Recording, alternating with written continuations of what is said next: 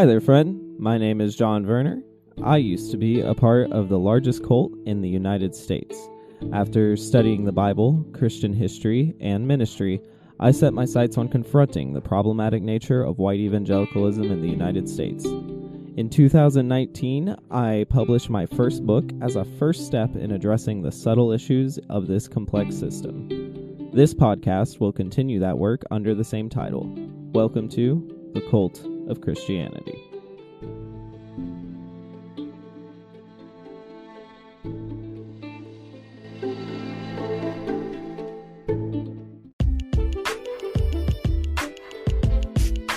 Content warning. While the Cult of Christianity often deals with tough subjects regarding religious trauma and other triggering topics, some episodes may be more explicit than others. This episode contains content that may be distressing to some listeners. This may include multiple mentions of self-harm, suicide, sexual abuse, or other intense concepts. Please only listen if you are in the headspace to do so. Take care of yourself.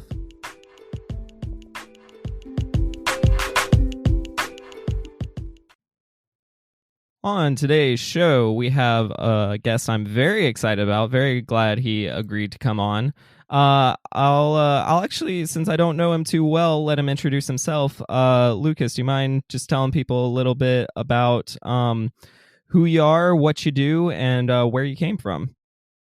Yeah, so maybe in the reverse order. I come from Toronto, Ontario, Canada, where I live now, but I spent, a decent amount of my adulthood in the US, about 9.5 years in the American South. I am a PhD candidate at Florida Atlantic University. I study literature and religious studies, and I am no longer in residence at FAU. I instead now live again back in Toronto, and I teach at University of Toronto. And I am someone who talks about and writes about my experiences largely in conversion therapy. I went through conversion therapy at Liberty University in Lynchburg, Virginia for 4 years during my undergrad there. And that's, by and large, I mean, there's a lot more to me, I suppose, but that's, I think, what we're talking about today. So that's what I'll say. Yeah, thanks for, obviously there's, I'm sure, a lot more about you. I'd love to know your hobbies and all that, but, I try to keep these podcasts less than 5 hours, and so it takes a while to get to know someone thoroughly. Let's start here, though. How did you relate to Christianity the first 18 years of your life? Oof. Well, I was raised in a family that can best be described not as religious, but I suppose my mom, she was haunted by her Baptist demons. She grew up Baptist. And, when she raised us, I'm the youngest of 5. When she raised us, she took us to church up until when I was about in grade 2 or 3. And after that, we stopped going to church. We instead just kept going to the cottage, which is our, our second home here in Ontario. And I think that for me, I had exposure to church. I had exposure to Christianity. My mom had taught me my prayers and how to say grace, but that was pretty much the extent within the home. And then when we'd go to church, I'd go to Sunday school and then, Sunday service and all that kind of stuff, up until, again, about grade 2 or 3. And so I had some exposure, but it certainly wasn't anything that was all that robust. After we left church on Sundays, we'd come home and shut the hell up about it. We didn't talk about what, what we learned at Sunday school or in church. My dad was agnostic at best. And he was not someone who really cared, about faith or religion in a lot of ways, or maybe organized religion more accurately. And so I was very much, again, just exposed to Christianity and thought about it, I suppose, when I was young. But it wasn't until grade 8 or 9, well, the summer between grade 8 and 9, I should say, that my brother Quinn, he got really into creation versus evolution. And he was like, Luke, you got to watch these DVDs with me. He had bought a bunch of DVDs from Kent Hovind, this creationist down in Pensacola, Florida, who eventually went to jail because he said that the money he owed the government was God's money. But apparently the government disagreed with him on that one. Kent Hovind, he had all these DVDs. So my brother and I watched them. And uh, he after the first one, guys, in the beginning I was like not so excited to watch a DVD on creation versus evolution, but he had convinced me and I did, and so we watched it, and I was like, you know what, this is actually um, engaging, and my grade 8/9-year-old brain uh, decided that I wanted to watch more and learn more, and so I started exploring the weird world of creationism. And as a result of that, I decided that if in fact I believed that there was a God that or intelligent designer, I needed to figure out who that God was. And so, at the time, what I thought was logical was going to the church that I had grown up in. So I went to the church, and I went to youth group first, or first I went to church, then I went to youth group, and then I actually went, I got involved, and I didn't really stop going until after I graduated high school. I was, thoroughly on fire for Jesus, and I had accepted Jesus as my savior, I suppose, early on, in the first few months. And I was hooked. I thought that I had found God. I thought that I was, saved, and the rest was herstory. Wow. Yeah. So is that fire kind of what led you to Liberty University, or did that decision come later? Well, I was raised on a pretty strict diet of anti-American sentiment. My dad was not the biggest fan of the States, and so I didn't really have a desire to go to the States. I was actually first planning on going to Bible college out west. And then I kind of reconsidered, and I was like, well, maybe I should because I should go to a university, not a small Bible college. And so it was between Liberty and University of Toronto ultimately that I was sort of considering, and unfortunately I went to Liberty. But I think for me, it wasn't so much. Well, it was in part that I was, like on fire for Jesus, and I wanted to go and get my foundation in a Christian undergrad, and then go on from there and go to secular school and change the world. But that was definitely I should say, a motivating factor. When I went down to Liberty, I visited a few times before going there. I saw all these Christian young people, and I thought, oh my gosh, this looks amazing. Like, this looks like the place I need to be. But a big, sort of catalyst for what ultimately drove me to Liberty specifically was the fact that I knew that they had a conversion therapy program. And I knew this because when I had gone down on those trips, there was, after chapel, there were these advertisements that were on the screens where they played the worship music. And one of the advertisements was about this. It said something along the lines of like, "Do you struggle with same-sex attraction?" And I was like, guilty. And I decided that I was so I sort of took a mental image of the ad and the guy's name who was offering these services. His name was Dane Emmerich, and I thought about it for a bit, and then I asked my friends who I was staying with when I was at Liberty for those weekends, those visits. I was like, so who's this Dane Emmerich guy? Like, what's he about? And they told me, of course, that he was the guy known on campus who helped people with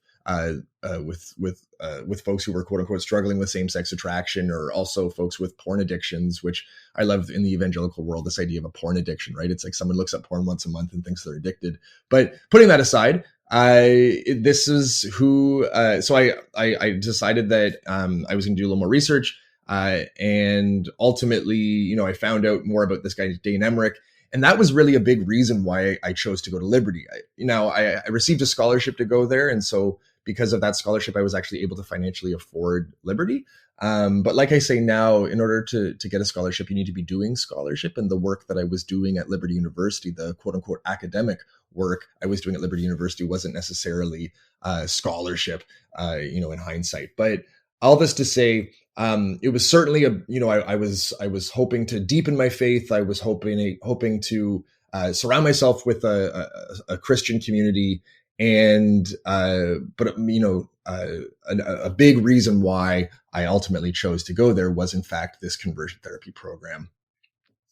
Wow, that's a very interesting take on it. So the idea of the conversion therapy being an appeal makes me wonder, as you're a young adult, how did you relate to your own sexuality and orientation? Oh, I hated myself, to put it simply. Wow. Uh, Yeah. I was thinking about this recently, and like what ultimately drove me to Christianity specifically, other than the fact that, of course, I had a Christian, a vague Christian background. If you think about Christian theology is a shame-based theology. It necessitates that believers understand themselves as sinful, that they are, are what's the word, guilty before God. And because of that, God is good, and because God is good and gave us the free gift of Jesus, that we're saved. But we, as or folks who identify as Christians, need to have a strong sense of shame and guilt in order to believe what they are told to believe. And I think that my internalized homophobia, like my hatred for myself, really mapped on strongly to Christian theology, right? Like Christian theology tells you have to like essentially hate yourself, that you're not good, that you're gross, that you're dirty.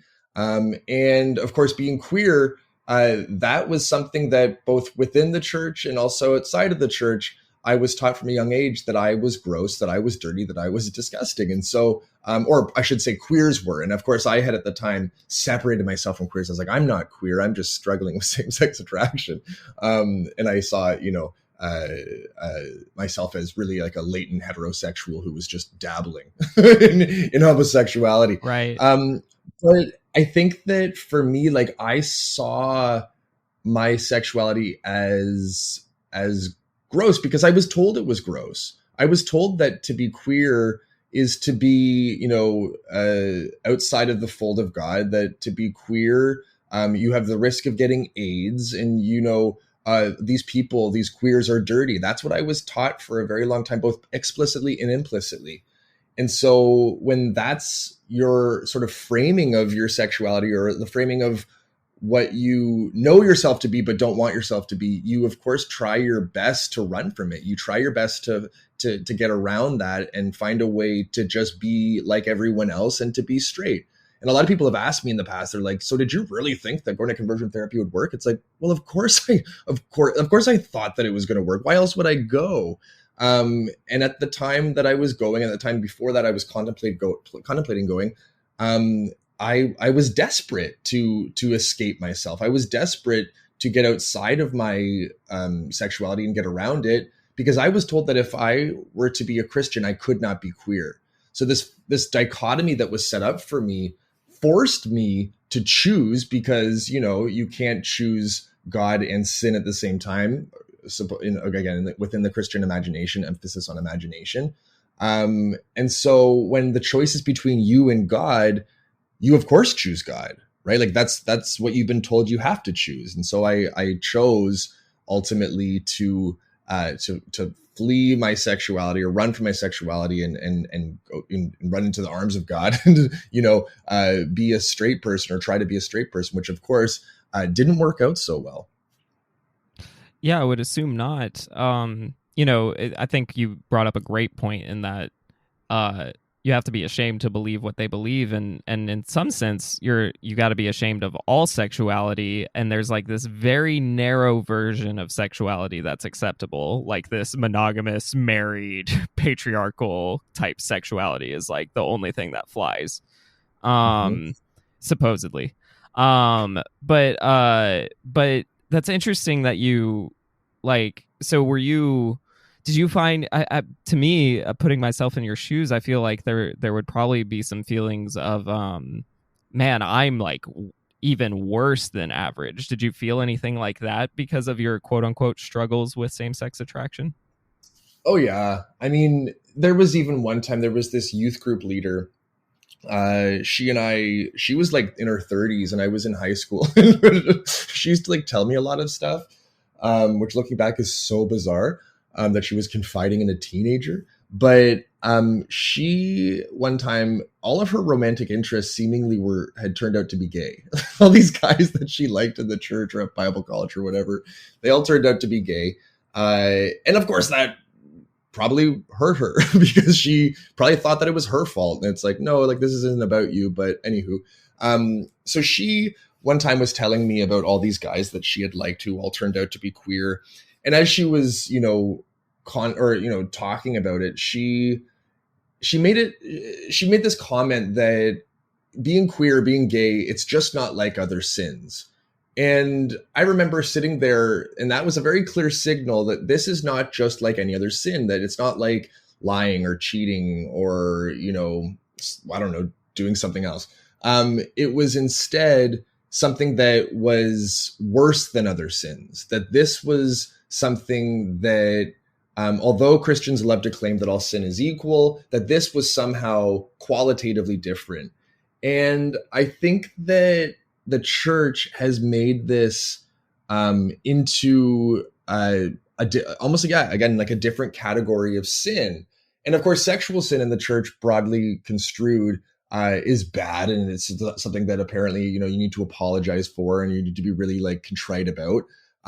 But homosexuality itself seems to be something that is not just like sexual sin; it's like the step above sexual sin, where it's both sexual sin plus an even further perversion. Which is to say that it's between two, folks of the same sex. And that for me, again, was, incredibly tough to work through and to think through and to live through, because you are told that you're at your core, because of course, as well as anyone else does, that your sexuality is part of who you are. And when you're told that that's gross and that's dirty and that's something that needs to be, eradicated or erased, and that that's not really going to happen, but you really hope that it can happen, and you have faith that God will make it happen because God's capable of miracles. That cruel optimism, that sense that things can change, really takes a lot of emotional, psychological, spiritual tolls on you. Yeah. I honestly can't begin to imagine that's just the psychological torment of all that. It grieves me. I'm glad you're clearly past it in a lot of ways. I'm sure it still can be triggering and hard on some days, but it's good to hear that you're able to talk about these things clearly. In general, how do you view faith and spirituality now? Faith and spirituality. I am not a person of faith anymore. I think I'm like pretty Thomas Jefferson about it. That I believe that God created the world and then just walked away or did God's own thing. I don't know where God is, and I don't know if God knows where God is. I at this point cannot believe that there is such thing as a good God in it while living in the world that we live in. My main focus in my studies has been the Holocaust. And there's this one author, Elie Wiesel. He's probably the most well-known Holocaust survivor. He's written prolifically about the Holocaust and also about God and the relationship between the two. And in one of his New York Times op-eds, he writes to God, and it's this open letter to God. And he says, God, can we just get to the bottom of this? Can we just like figure things out here? What happened back then? Like what went wrong? Where were you, kind of thing? Can you just like explain yourself? And of course, this is a monologue. And for me, hearing that model or that example of protest against God, that Wiesel was challenging God, was so foreign to me. It was such an alien concept that I had never really thought that we as humans could challenge or again question God. And when I read that, I started thinking to myself, like, yeah, where was God? Or like, what the heck happened? And maybe this was like much later. This realization of mine, like, this question, where was God, was way too late. Like, why didn't I think of this earlier? But for me, maybe I'm a late bloomer, and I started thinking about it. And I remember it was at the same time that I heard someone use the phrase "too blessed to be stressed." And it was something in regards to, or like blessed or something like that. It's one of those like hashtags. And it was something in regards to this gal. She got like a free Starbucks coffee. And I remember sitting there thinking to myself, you're claiming that God blessed you by giving you a free Starbucks coffee? Because like, within the Christian imagination, the idea of a blessing is something that's an active gift that God actively bestows onto people. And when this woman had tweeted this, I thought, like, you thought God took time out of God's day to give you a coffee? Meanwhile, like, so-and-so down the street is like sitting begging for money. Like, what in the world are you claiming? Because if in fact God is giving gifts to some, that means God is actively not giving gifts to others. And again, it's sort of this spiral of theological confusion and panic that led me to believe that if in fact there's a good God, that God cannot act here in the world, because if God acts at sometimes but not at other times, God is not a good God then. And maybe there's the fiction that I'm willing to uphold, that there is a God and that God just can't act anymore for whatever reason. And that maybe that fiction is exactly that, a fiction. But I'm at this point sort of much more attracted or convinced by that narrative than the narrative of God being a good God, and following through on miracles and inner, or sort of what's the word, acting here on earth. And so for me, I don't have a personal faith or sort of spirit. I don't have a set of spiritual practices today. It's not something that concerns me. It's not something that I'm interested in a lot of ways, but I'm super interested in the beliefs of others. And I'm super interested in why people believe what they believe. And that for me has become an academic line of inquiry, that I do enjoy talking about these things. I do enjoy thinking about these things, but certainly not for myself anymore.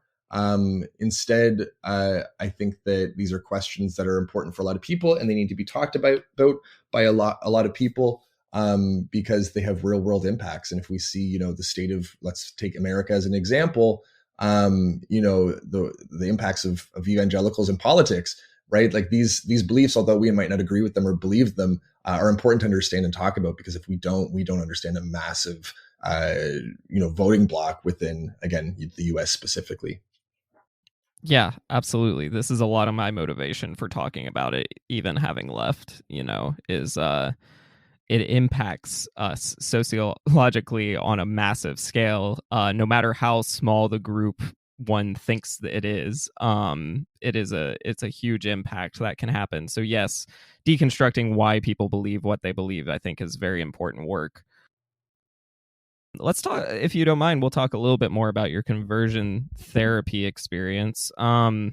So first off, for just basic definition, conversion therapy is a pseudoscientific practice of attempting to change an individual's sexual orientation, basically from anything queer to heteronormative. So it could be, from transgender to cisgender, from homosexual to heterosexual, what have you.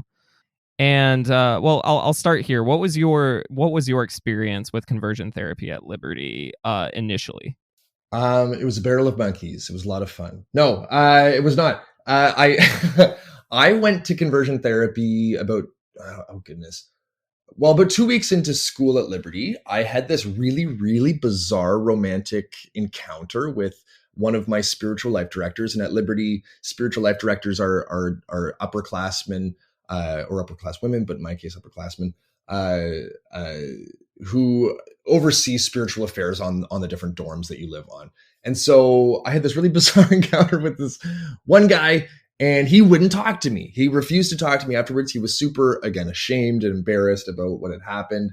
And I also was ashamed and embarrassed, but I was, like, in my head at the time, I thought to myself, well, I'm going to go to Liberty and I'm going to have fun with Christian guys, because I don't want to be a bad witness outside of the church. But of course, at Liberty, everyone's a Christian. So I can go have my fun for 4 years, or close to 4 years. And at the very end, I'll, go to conversion therapy and then get a wife, whoever she might be, and then go back to Canada, marry her, and whatever. That was my big plan. Again, I wanted to be straight, but of course I was, an 18-year-old guy, or 18-year-old human in general, I should say. And I also wanted to have fun. And so, that plan, though, was not exactly, I did not follow through on that plan, because what happened with the spiritual life director really threw a wrench into things. And because he wouldn't talk to me, I was, emotionally distraught. I was just like, so ripped up that my first romantic encounter resulted in excommunication. Like, he wouldn't talk to me. So my plan at Liberty, that sort of like plan to have fun and then, change at the very end and find a wife, that was fast tracked. I decided that because of what had happened with my spiritual life director, that I needed to go and talk to someone, because, I wasn't about to go and tell my friends or my family. It wasn't necessarily street cred to be queer at Liberty University. And so I decided that I was going to go and talk to this conversion therapist. So I went and spoke with him, or I made an email, I should say, to go talk to him. It was like an email that was trying to conceal my identity. I didn't want him to know it was me, and I didn't want to use the email I applied to the school with. So I used instead a fake email that I had made, and it was something like Texas football fan or something like that. It was just like as far away from me as 18-year-old Luke as possible, like the kid from Toronto who never enjoyed, or I guess had played a little bit of football but never really enjoyed it. So anyway, so I make this email. I say, hey, if I come talk to you, will I get in trouble? He says, no. He says, whatever you say to me, unless you're going to self-harm, will be confidential. So I was like, okay, let me go talk to him. So I went and spoke with him, and we spoke over the span of 4 years, mostly in my first and fourth year, but in my second and third, well, also my second year as well. But, to a lesser extent in second and third year, but certainly my freshman and senior years, I was there a lot. And we would speak in our meetings. We would go to his office, and he would first give me like a very weird big bear hug, and that's also how that's how we parted. He would always hug me, and I think looking back, like his goal in hugging me, and also when we prayed, putting his hands on me, whether I'm on my knee or on my leg or on my shoulder, I think his goal with touching me and being very tactile was to model good touch, bad touch. Like, this is how men can relate to each other in a non-sexual way when it's, physical. Weird sort of like, again, attempts to change me in both explicit, in this case, less than explicit ways. But we would sit down and we would read scripture together. He had given me also a workbook that I had to read. My workbook was called Growth into Manhood, Resuming the Journey by Alan Medinger. A guy who claims that he was miraculously changed from a gay man to a heterosexual. And we would read scripture. We'd read this book. We would talk about both. And we would also, every week, I would have to give him an inventory of what I had done that week sexually. So we talked about what he termed victories and slip-ups. Victories were moments that I escaped temptation. And he would tell me, like, good job for bouncing your eyes. And of course, bouncing your eyes in Christian parlance is the idea of... You just triggered me so much. I'm like, oh man. Just like being at a coffee shop, like it's a very dude culture phrase where it's just like anytime for me, in the context I was in, anytime a slightly attractive woman would walk into the coffee shop, he'd be like, hey, bounce your eyes. And it's like, what? I hadn't heard that till I went to Bible college, and so like I was like, what? And then when someone explained it to me, I'm like, when I was growing up, we used to always say like 12 o'clock, 6 o'clock to tell you where the attractive person was, not tell you to look away. Yeah. So that's man. Yeah. So you would actually log every time you would bounce your eyes? Well, he would ask me like to tell him about the times that I did. And so I don't know if he was not like, I don't know what he was writing down, or, I actually don't remember like if he took notes or not. At this point, but he definitely would like, it was just like taking it in, all of the stuff that I had done that was like what he called a victory.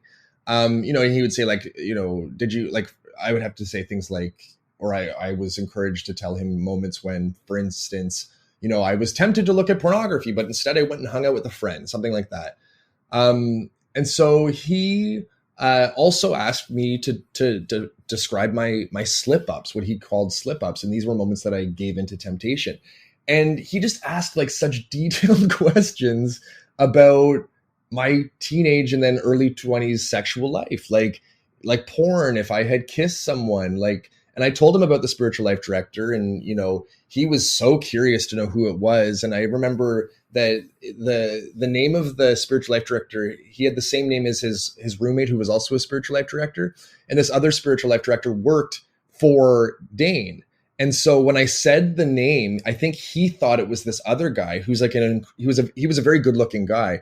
And you could see him almost like perk up, like he was like super into hearing all the details. And it was just like he always would, he just asked like a lot of very detailed personal questions, and was like very invested in my teenage and early 20s, like sexual life. Like, again, like because this man who was a self-identified ex-gay, of course, he was sitting there like just titillated, loving what he was listening to, but at the same time, telling us that telling me that I couldn't be who I was and that this was wrong.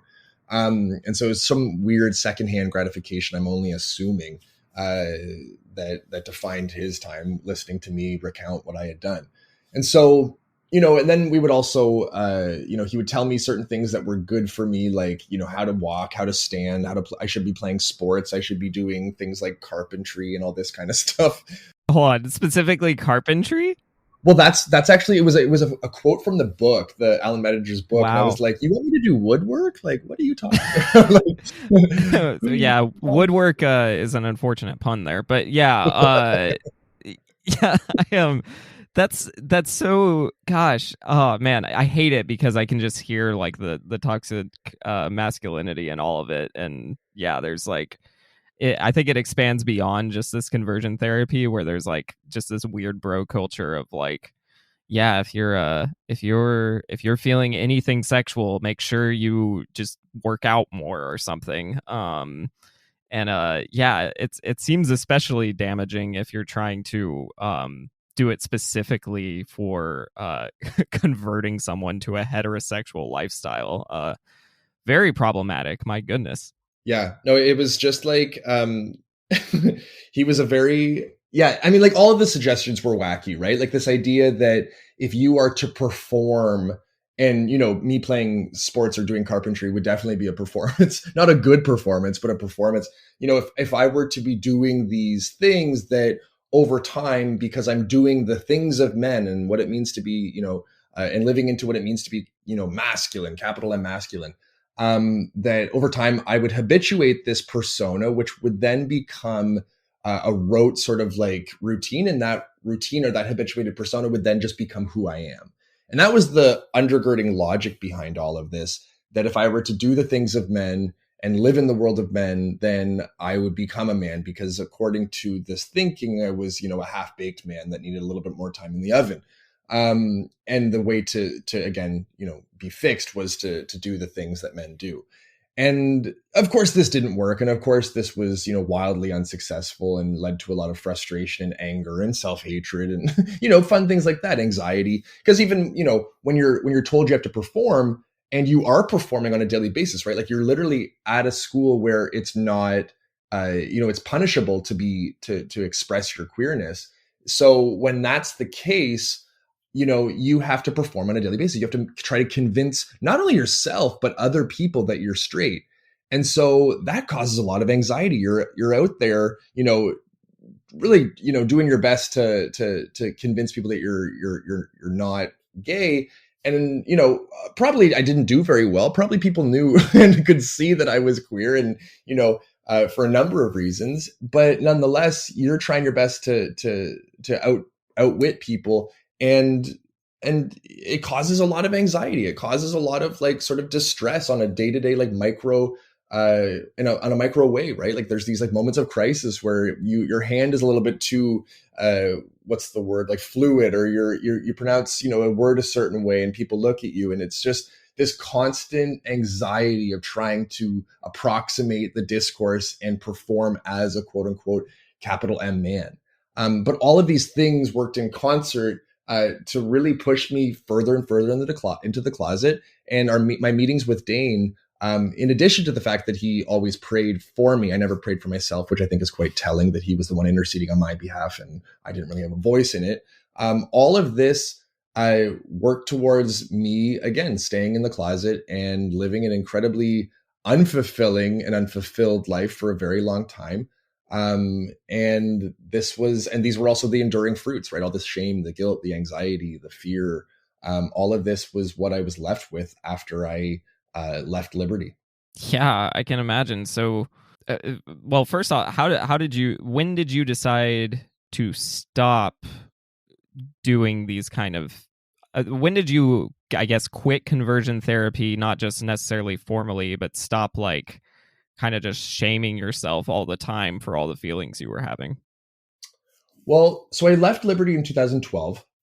I had graduated in May of 2012, and I decided when I moved back to, so I moved back to Ontario. I went to McMaster University after I finished at Liberty.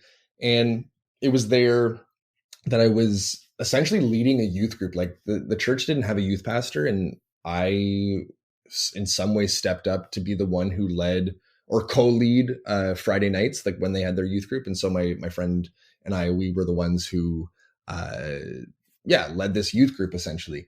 And of course, in the Christian imagination, when you're told you can't be queer, you have to choose God over being queer. That part of you is just pushed aside. So for my entire time at McMaster, my entire year in Hamilton, Ontario, I was doing my best to just push that part of me aside. And I wasn't going to anything formal. Like there really weren't any formal gatherings or, gay conversion therapy, uh, uh, like spots or places to go or people to speak with. So it was mostly just me trying to like navigate this by myself in a lot of ways. Though my best friend at the time, Quinny, he knew about it, and we talked about it, a decent amount. But nonetheless, it was this year of like really a lot of anguish. Like it was a time when I was left with the tools that Liberty gave me, of course, the tools that did not work. And I was, trying this on my own, trying to live, by myself, this closet, or I was trying to, how do I say, there was this year I was, again, still in the closet, but I didn't really have anyone other than my best friend to talk to about it. And even with talking to my best friend about it, of course, that wasn't helping in a lot of ways because there was nothing that he could do. There's nothing that he's able to do to make me, become straight. And so I think that it was just a year of a lot of, again, anguish, but also a lot of questions. And because of all the questions I was, thinking through and trying to work through, I decided that I wanted to go to divinity school. And so I applied to a number of divinity schools. And then I eventually went to Vanderbilt Divinity. And it was there that I began to really think through these things. I think before it was more so this like side project of just like at night thinking about how awful it was that I was queer. This was a different context where I was actually in class thinking about these questions, but not so much from a homophobic perspective, like like how I'd been seeing these questions and thinking through these questions up until that point, but instead from an affirming and open perspective. And Vanderbilt is a very liberal divinity school. It's phenomenal. It changed my life. But, I think that for me, I didn't have conversion therapy after I left Liberty. I didn't go through anything like that. But instead I sort of dove into academia as a way to think through and feel through and live through a lot of the BS that I had been taught. And it was through my studies that I was able to begin emancipating myself from this really restrictive and restricting theology. Well, praise be God that you did. I'm very, very glad that you were able to have an outlet to sort through the BS. Wow. Okay. So let me ask this. Conservative Christians have tried to argue that if people or if the people or the parents of the child are consenting to the therapy, then it's within religious freedom to practice it. How would you respond to someone who feels that way? Wow. I truly do wonder like how I would respond in the actual moment. But from this perspective, from where I'm sitting today, I would say first and foremost, abuse should never be an option. Conversion therapy has, as most people are aware, literally never worked, right? There's never been a time when conversion therapy has worked. So the efficacy rate in and of itself is abysmal. And to put someone through a practice that has literally never worked, but has been proven to cause a number of psychological and emotional issues, including anxiety, including depression, including suicidal ideation. If those are the consequences, or those are the fruits or the byproducts of this quote unquote therapy, then you have to wonder, how good is this therapy, right? So if it's never worked, but instead is only adverse consequences, that in and of itself should be a signal that this is not something that a parent should pursue. Second of all, conversion therapy, according to a number of estimations, is torture, right? And so like, I'm not saying that all conversion therapy experiences are torture, but there have been a number of documented cases that are classified as torture. So for a parent, particularly a loving parent, to put children through such ineffective, harmful, and literally torturous practices is, I would call, bad parenting. So there's definitely that. These are like maybe the three main reasons that it doesn't work, that it's harmful, and that it ultimately can be identified as torture. Those would probably be where I would start with such a parent. Yeah, absolutely. I have referred to conversion therapy as torture before, and I really can't see it another way. I think it's what the data bores out, and in some sense, it's what common sense tells you.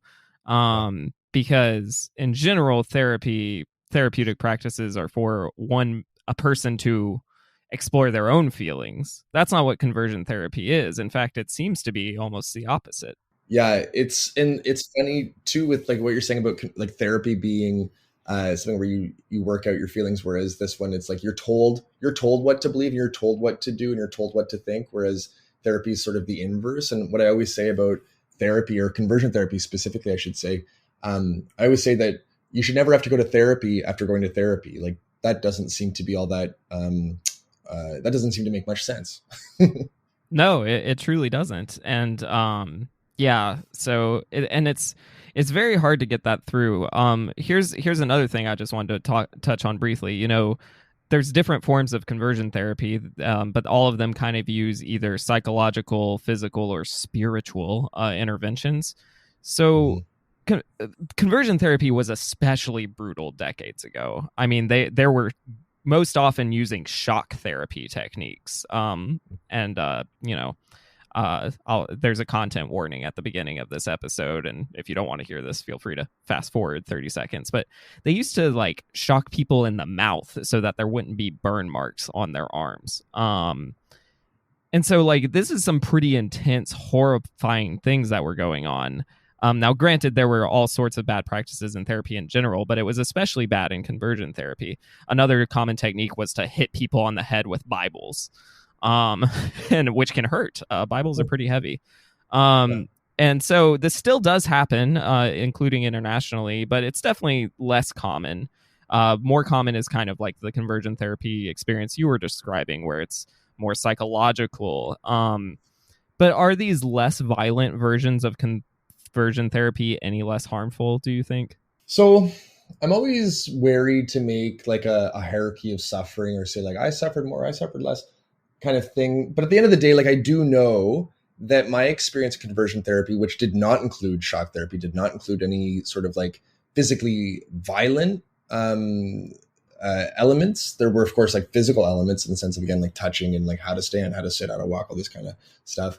And I mean like violent in the sense of like, hurting someone or hurting me. That didn't happen to me.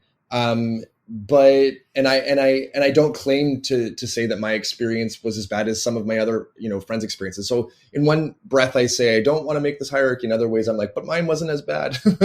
But what I will say is that regardless of like the level of intensity or severity, and I do have friends who up until recently, their experience in conversion therapy in the early 2000s included shock therapy. Like this is something that, yes, it was more prevalent before, but it is something that still happens. And I do know people who have experienced this. And I know someone who had to reenact his rape. So there are like really, really violent and disgusting and abusive practices that still endure. But in regards to your question of, is this still something that is psychologically damaging? Yes, absolutely. Right. Like, for the people who didn't go through anything with a physically violent element, these are people who I know a number of these folks, and I know the issues that they have to deal with. I know, the psychological and the traumatic issues that they have to endure today. And so, when these folks have PTSD, when these folks have clinical depression, when these folks have clinical anxiety, and, the list goes on, and these folks have, in some cases, attempted, to complete suicide.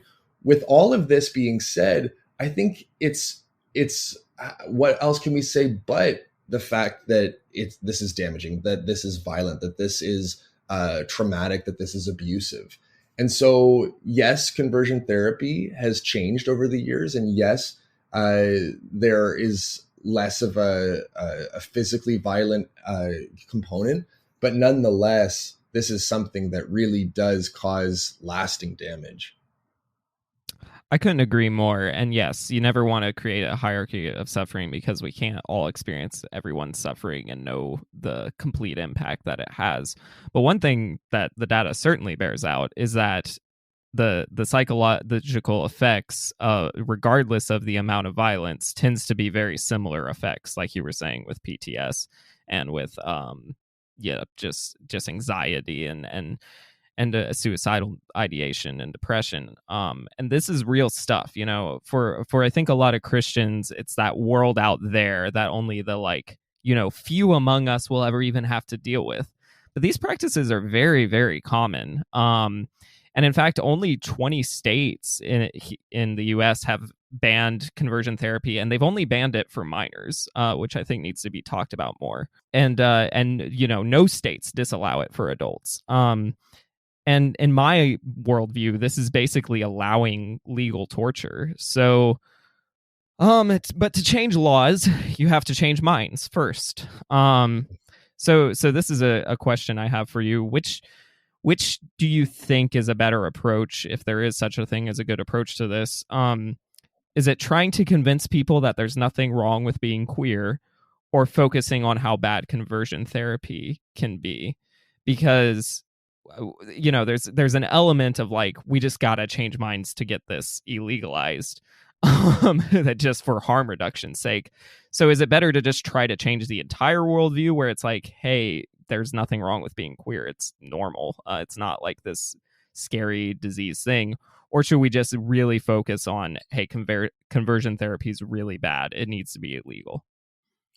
I think it's a both and um, moment. I think that there are ways that we can show the world that being gay is not wrong or bad. And I think that's, of course, a slower process. It's something that takes a long time. I mean, even if you think about, like, for the number of queers who were homophobic because of their, you know, the theology they were taught, like, even for queers themselves, it takes a long time to undo that way of thinking. And maybe it's a whole lifelong process. I don't know. But it certainly was for me a very difficult process for a very long time, that I thought that I myself was dirty because I was queer. And it's like, it's of course going to take in some cases a lot more work for people who aren't queer to give up or to divorce themselves from those beliefs. And, you know, I think that a big part of that is sharing stories. I think a big part of that is, you know, when you know someone personally who's gay or queer or a lesbian or, you know, trans, that changes your mind too in a lot of ways. Like, I can think of, you know, some of my family members who didn't really change their minds about homosexuality until I came out. And I think that that's a very difficult process. It's oftentimes something that involves theology and, like, actually having a strong grasp on theology. Again, this is why I think understanding theology is so important. But it's not easy, and it's something that you can't really tell anyone to do, of course, which again makes it not an easy task. But the other part with banning conversion therapy, or pardon me, of convincing people of the harms of conversion therapy, again, this is also has to do with telling stories. And that's why I tell my story. That's why I share, you know, some details that I don't necessarily love to talk about, but I think that they're important to talk about. And this is something that I think is a little bit easier, especially since there's peer-reviewed research. But of course, a lot of folks within evangelical communities don't necessarily esteem academic work highly, and they don't think of it as something that really has any bearing on their life, that it's just a bunch of liberals out there, you know, in an echo chamber, which in some ways can be true. I think that actually that's something that needs to be talked about more, is how to disseminate research and talk about these ideas outside of the academy. But I think a lot of times conservative evangelicals are not really willing to listen to such research. However, I think that when their son is gay, when their nephew is gay, when their neighbor is a lesbian, when, you know, someone in their family is trans, this is something that can change, minds too. And I think what's so important here for all of this is amplifying voices of queer people, and also amplifying the voices of survivors of conversion therapy, in order just for more people to be aware of this. So a lot of people think this isn't even something that happens anymore. A lot of people think this is something that has been outlawed for a long time, but most recently, France and Canada banned conversion therapy nationwide. In Canada, I'm super proud to say that we have banned it where adults cannot undergo conversion therapy. That we say, like, abuse and torture should never be consented to, and there's no reason why any consenting adult would agree to this, other than hatred of the queer community, hatred of the self. But in the States, I think that we have to talk about both, queer representation, making, being queer more mainstream in the sense of like actually having representation in media and, all this kind of stuff, which, blah, blah, blah, we know this. But on top of that, the other thing is also talking about the harms of conversion therapy and thinking about it from like a health perspective. And I think that's even more broadly, we have to think about, purity culture and the effects of purity culture more, in general, because conversion therapy is certainly a part of that system. And we have to think about the health consequences of purity culture and where that leads people. But all this to say, I think it's both and. I certainly do too. You definitely have to, walk and chew gum at the same time when you're talking about these issues a lot, because you don't want to either or it.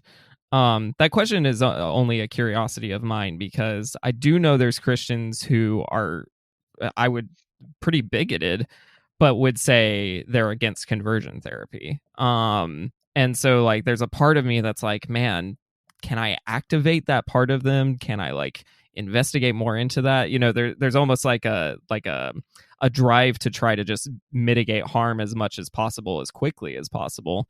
But I think you're right. I think a lot of these processes are super slow. And the other point that you brought up, which I think is very observable, is people are just not always exposed to like people who are different than their subculture. Evangelicalism, basically it creates a very narrow view of what life is and what people are.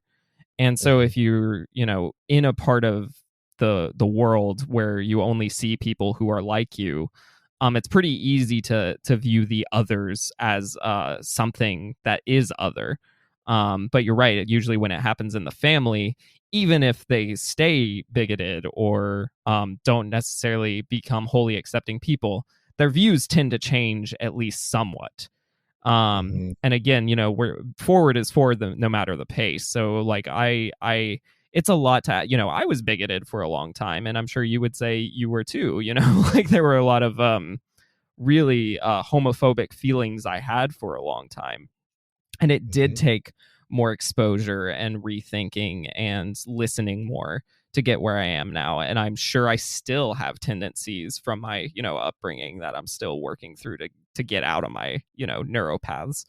But yeah, so thank you for sharing all that. But yeah, it's a slow process and it can feel very defeating, but I agree with you. Stories have to keep being shared and keep being amplified. Yes, sir. So let's talk about some special issues with the evangelicals you and I love so much. It's worth noting that conversion therapy has kind of fallen by the wayside, even in their circles. They don't like using that term. They like using the term reparative therapy or other ideas that sound like that, because they don't want to be discredited. But I find it interesting that both those words are used, right? Conversion and reparative, because that's quite linguistically evangelical. Because they think all people need to be converted or repaired to their system. So are evangelicals able to see anyone outside their system as having value? It's one of those things where they say the one sort of like recurring mantra here is that like they're only able to love the world because God loved them, or like they're only able to love like people because God loved them. And it's like, really, like you weren't capable of loving people? Like you had to have like God love you first, or at least be alerted to like the idea that God loved you before you could love others. Like what in the world sort of like tomfoolery is that? But I don't think that evangelicals really see people as people in a lot of senses. They see them as opportunities to save souls. They see them as souls that They're like, I just want this soul to be secured in heaven, or like that, that this person knows Jesus. And past that, I don't really want to know anything about them. I don't really care to make their lives here and now all that much better. I just want to know or believe that they're going to be in heaven.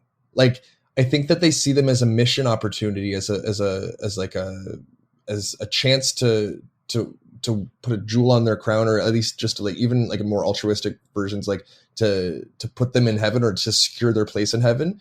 But past that, they don't care about those people. And this can be seen, like so often with people who leave the church, that people leave the church and those in the church don't go back out to find them. They don't say like, hey, come back. Where are you going? They're just like, oh, they're gone. Like, I guess we shouldn't talk to them anymore. I guess we shouldn't make an effort with them anymore. And this happens so often. Like when I left the church, I had so few friends, like so few friends. I can count them on one hand, actually reach out to me and express any concern. Of course, like I wasn't concerned. Like I was like, no, I'm done with the church. I don't need this anymore. I don't want this anymore. But there were so few people who actually in any way reached out. And I find that so telling. I find that so illustrative of how little people in the church actually care for people. They care about each other. They care for themselves. They are invested in reinforcing the boundaries between outside and inside.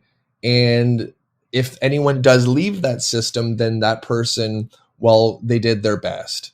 And it just shows how thin and how unsubstantial these relationships that they have with people outside of the church really are. Or even within the church, right? Like that it took that person saying, hey, I don't want to be a Christian anymore to break up the friendship, right? Because and a lot of times it's the person who's leaving the church isn't necessarily trying to say like, hey, I don't want to be your friend. But when the people who are in the church see that people are leaving, they don't care. They don't give two hoots about these people, and they don't do anything to, again, quote unquote, retrieve them back to God, or like, bring them back to God, or what they think to be the right side. Which again, I just think that, we outside of the church, those who are not Christians, those who are not evangelical, we're not really seen as flesh and blood humans. We're seen as like eternal opportunities.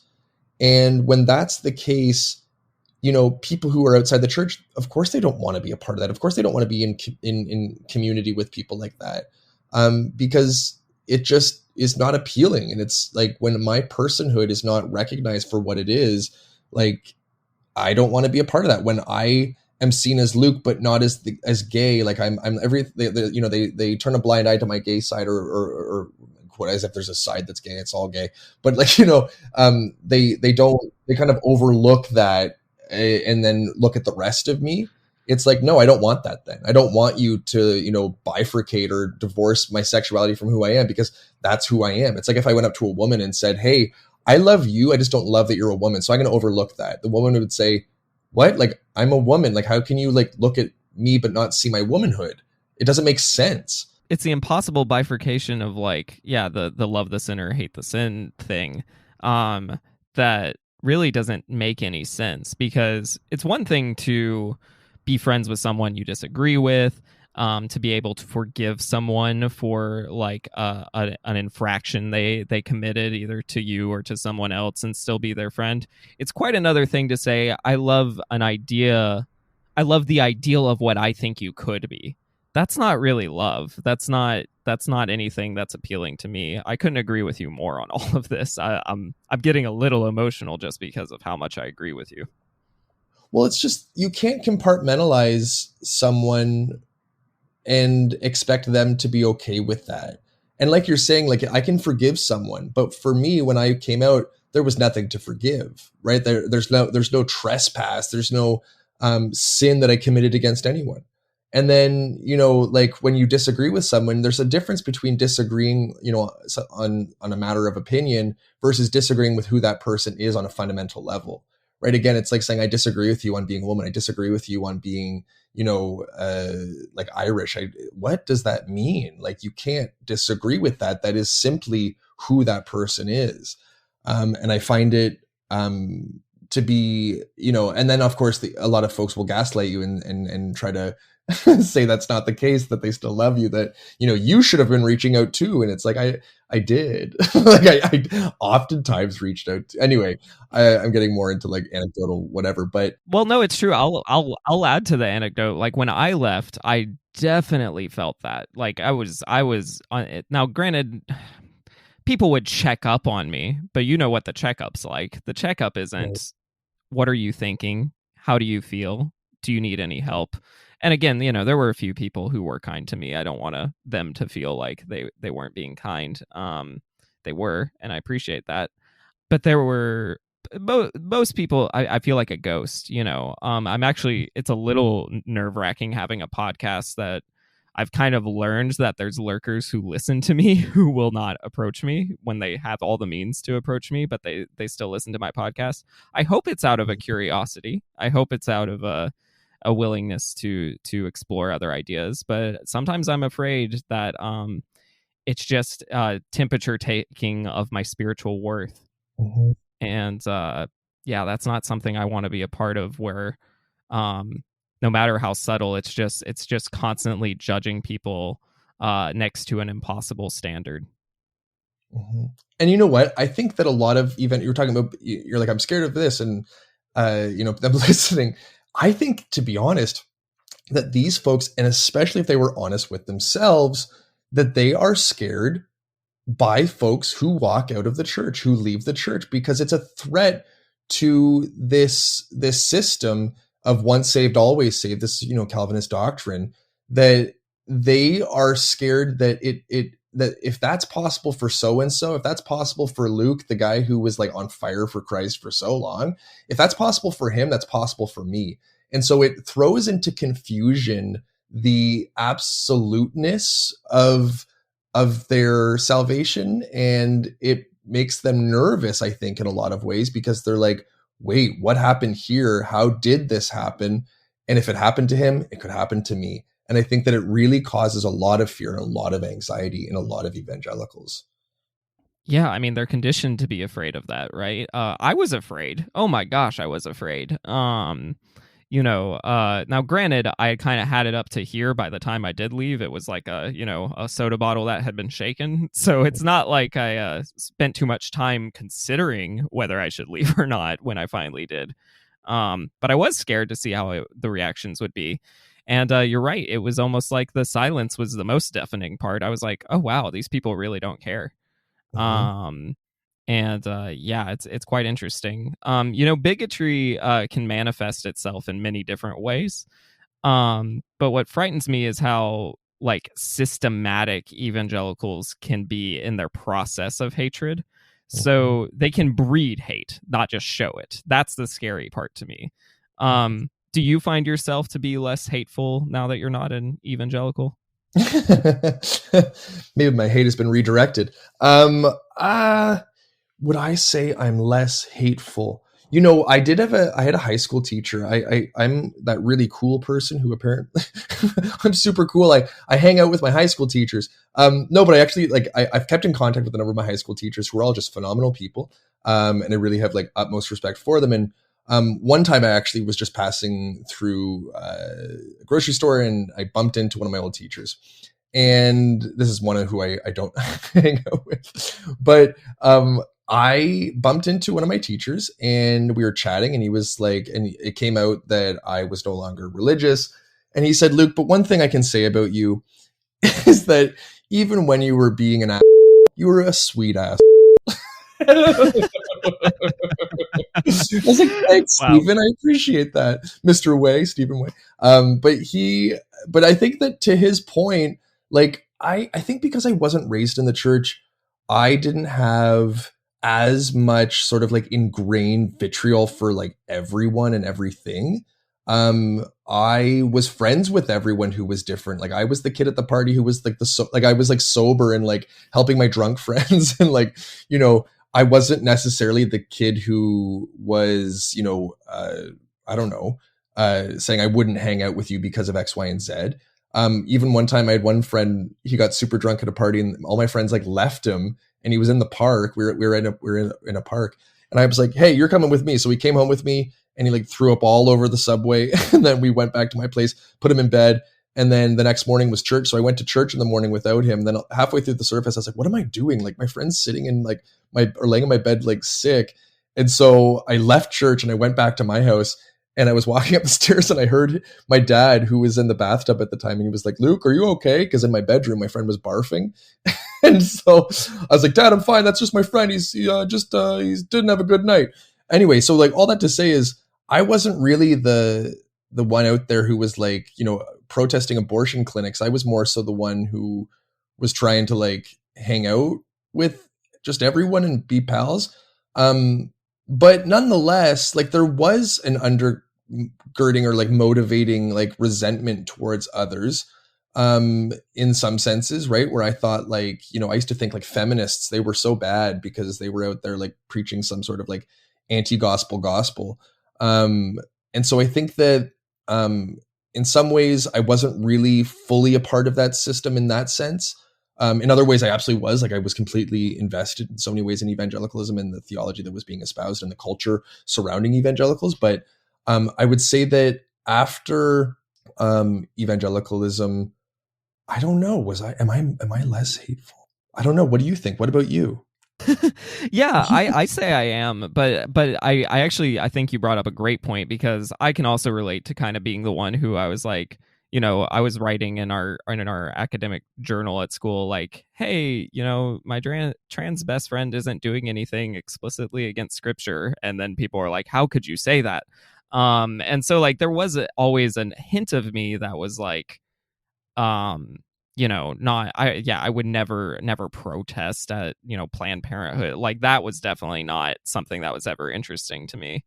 And I thought in a lot of ways I was fighting bigotry within Christianity while I was in it. Like I would point to people. I did say I'm a Christian feminist. I did say all those things. But for me, where I land on that question is I'm like, yeah, and I trust me, I still get frustrated, most of all by evangelicals, right? But what I've found is my tendency to look at people for themselves as people instead of how do they relate to God, or how do they relate to my faith, or how should I approach this person about Jesus? Like those questions bred hate in me, whether I was realizing it or not. Because Yeah. I just saw people, like you were saying earlier, I did not see people for people.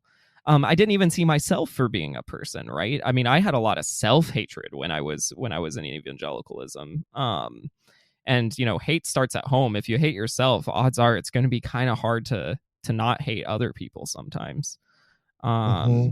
You just project it out so much. So I would say yes, but certainly with the caveat that I'm still a human who struggles, and I have to work really hard to see the humanity in people of faith specifically, because of kind of my religious trauma. Like it's something I have to work on to not kind of stoop to the level and other people who have a different faith than me, and remember who I was, and have that kind of empathy. But it can be tough to do. I think you're absolutely right. This idea of self-hatred, that's something that I don't have anymore. I was talking, recently about how I used to just, I, believed that I, at my core, was bad. There's even that verse in Isaiah that says, your righteousness before God is like filthy rags, right? And that ultimately this is, filthy rags back in, the time in which Isaiah was written was, another way of saying a used tampon. And so like your goodness, what you do that is you believe to be good is like a used tampon before God. And so I thought, and I was told I had to think, that what I did and who I am was disgusting. And again, that's being queer and sort of the homophobia, internalized homophobia, mapped on really strongly and really easily to that shame-based theology. But I definitely thought I was gross. I definitely thought that I was, disgusting. And now I think there are parts of me that need to be changed. There's no doubt. Like I have parts that, that I need to improve and not be, and to be better. But I don't hate myself. Like I'm not sitting here like really like harping on all the bad things about myself. I just know that there are things that need to be changed, of course, but that's about it. And you're absolutely right. It's the self-hatred that I think really that I resonate with that. Yeah, I still struggle to. I always tell people, I'm like, I struggle to love myself. I'm closer to accepting myself, but I do not hate myself anymore. And like that was just what evangelicalism was for me in a lot of ways, was just hating myself. Um and even, or being apathetic. Like, those were my two options. My two options were, I'm communing with God, so now I hate myself, or I'm just going to be an apathetic person and quote unquote sin all over the place and not give a crap. And that was the darkest side. And I think sometimes people are like, how can Christians be such hypocrites? Because it's exhausting to try to live up to an impossible standard, and it does make them act out in horrible, abusive ways. Because of all that pent up inability to authentically explore themselves. It's certainly happened to me. And I'm very glad I'm out. And I don't think I'd be who I am without it. Yeah. I think the reason that evangelicals are so fixated on these standards, especially standards like heteronormative patriarchal ideals, is it makes groups more monolithic and easier to control. So if you can control just the man of the house in that system, then you can control the whole household. And it's a lot easier to manage one person than 5 or 6. So what do you think? Am I seeing too many patterns there, or is there something kind of cultish in how that bigotry plays out? No, the idea that evangelical necessitates a monolithic identity and groupthink is absolutely spot on. I think about the idea of how diversity within evangelicalism is not something to be celebrated. When you have someone who, again, like sexual diversity, gender diversity, racial diversity, like how many churches are actually racially diverse, and those that are oftentimes whitewashed. It's sort of there's this whiteness that bleeds into everything that is championed and seen as godly, because anything that's not is different, and anything that's different is scary. And evangelicalism has an answer for everything according to in their own estimation, right? That good, evil, right, wrong, of the devil, of the enemy, everything is so black and white that difference troubles some of these dichotomies or these binaries. And evangelicalism really reinforces these and pushes for these, because it makes the world easy, right? Like, it makes the world simple. If you can have the answer to everything, if knowledge is a way of controlling things, or your perception of reality is a way of controlling things, and saying this fits in here, this doesn't fit in here, and if anything is outside of this, then we don't want this, and this is wrong. It makes the world really easy to understand and controllable. It makes it also really safe and secure, that when you have the answers to everything, you know where everything goes. It's comforting. Like, you feel good when you're able to sort of categorize everything and keep everything in order, quote unquote. But I think those are a few of the reasons why evangelicals are so insistent upon these norms and these Christian culture norms, because again, it makes it easy, it makes it orderly, it makes it controllable, and it makes it comfortable, safe, and secure. Yeah, the leaders and the followers almost get two different things out of it, I think. In the way, like, I relate to so much of how you just answered that, because the leaders, it's easier to control, but the followers, like you're saying, there's a level of comfort there, right? It is so much easier to grieve death if you're just like, oh, well, Jesus has this perfect standard that he's analyzing everyone's death, and if the person was saved, then I'll see them again, and if not, it's justified. Like, if you have that mentality, death is somewhat easier to cope with, although sometimes it becomes rather apparent that the messaging of evangelicalism is not enough to make you feel satisfied when the death of a loved one happens. There's elements of, like, relationships are hard, right? So if someone's going to give you a grid that, like, hey, let me make a relationship easy for you, you don't have sex till you get married, you have a bunch of kids, and if you keep on the straight and narrow, the church will help you out financially and give you free babysitting once a week. You know, like there's some practicality and some comfort in simplifying life. And as someone who is a classic overthinker, that is really appealing to someone like me to just say, can I just stop thinking and do all of this? That sounds really appealing. And I don't mean this to belittle anyone who goes for it. I actually mean it in all sincerity. There, in as chaotic as our lives can be, I understand the appeal of evangelicalism. And I think you're right. There is that level of simplicity where you don't have to think. You don't have to do the quote unquote hard work of thinking. Like, I think that it allows people to say, oh, my pastor, who I trust and respect, he's done the thinking for me. So since I trust and respect him, I'm just going to trust and respect his opinion on XYZ and everything. And it takes away the responsibility. It takes away the difficulty, the level of difficulty of thinking through, honestly, in a lot of cases, like very basic questions. And it's just an appeal to authority that gets them off the hook of having to do any sort of critical work. Yeah, and yeah, as simple as it may seem, eventually the system will break apart, and usually not in very pretty ways. It usually can get really ugly when you've trusted this system and the system betrays you. It can be horrifying to watch it play out.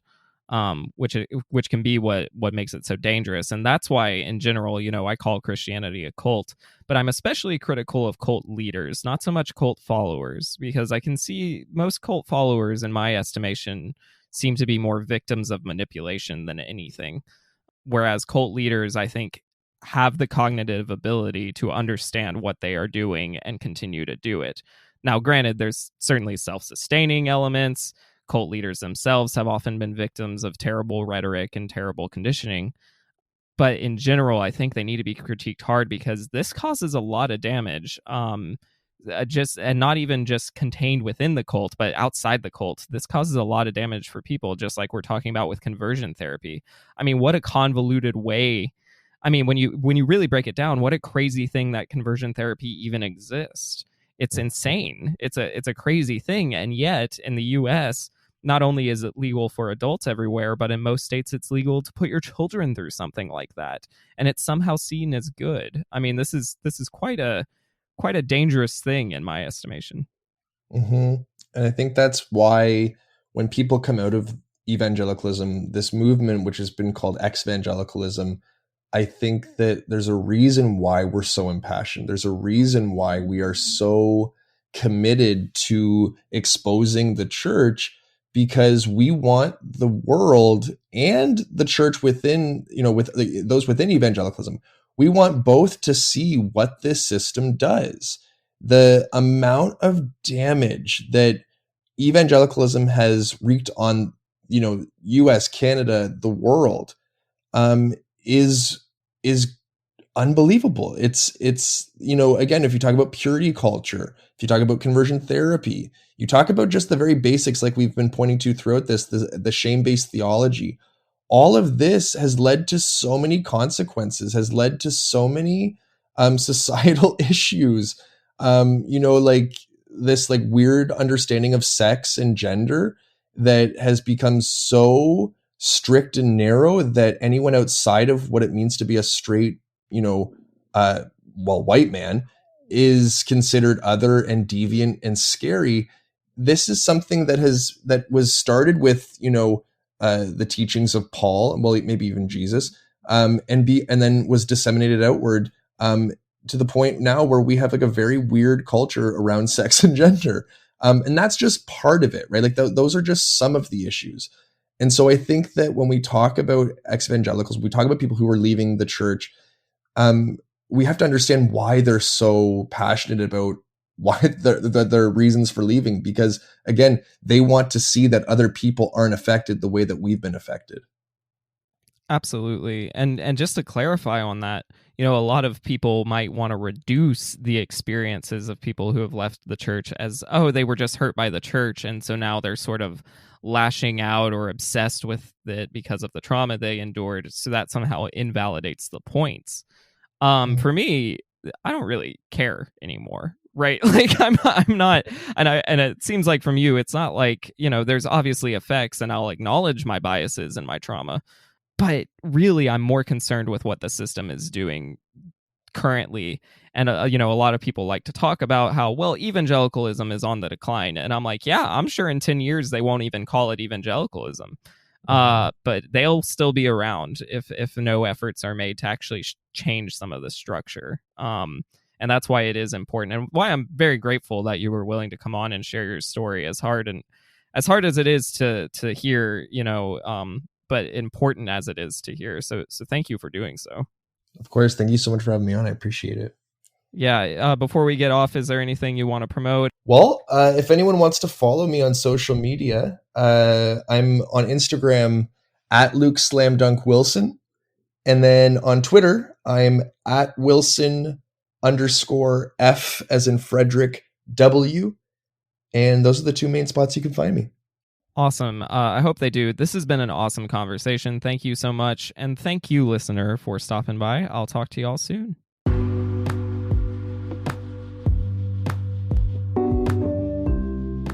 If you wish to learn more about what's going on in my life, or wish to purchase my book, go to thecultofchristianity.com. If you'd like to support this podcast, please continue to listen, follow, share, and consider subscribing for additional content. For only $5 a month, you'll have access to 2 additional shows: Parsing Propaganda, where I review and critique Christian content, and Art, where we try some amateur religious trauma therapy. Every subscriber becomes a part of something bigger than this podcast, as we endeavor to hold churches accountable, speak the truth boldly, and most importantly, love others despite our pain.